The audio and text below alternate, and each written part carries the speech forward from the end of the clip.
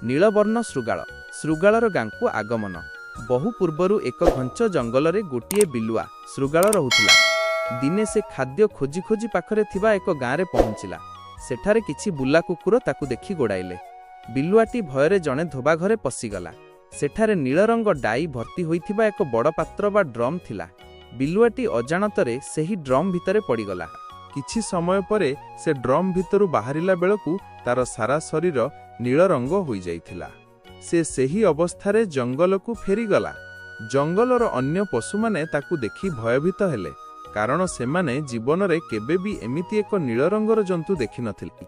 जंतु माने काहींकि डरुछंती बोली बिलुआ प्रथमे बुझी पारिला नाही, किंतु नदी पानी रे निज प्रतिबिंब देखिबा परे से सबु बुझीगला एवं एक बुद्धि पांचिला। से पशुमानंकु कहिला, भाई माने डर नाही, मु हेउछि भगवानंक दूत। भगवान मते तुममानंकर रजा करी तुमर जत्न नेबा पई पठाइछंती। पशुमाने ताकू राजा भावे पई खुशी हेले एवं ताकू अनेक उपहार ओ खाद्य देले। दिने नील बिलुआटी निज सभारे बसिथिबा बेले दूररे किछि बिलुआंकर रडी हाउलिंग सुनिबाकू पाइला। बिलुआंक गर्जन शुणी से निजकू अटकाई पारिला नाही एवं जन्मगत अभ्यास अनुजाई निजे मध्य जोररे रडी करिबाकू लागिला। तार स्वर शुणी पशुमाने आश्चर्य होइगले। जंबू नामक हाथी कहिला, ए कौनसी राजा नुहे, ए तो गोटिए बिलुआ।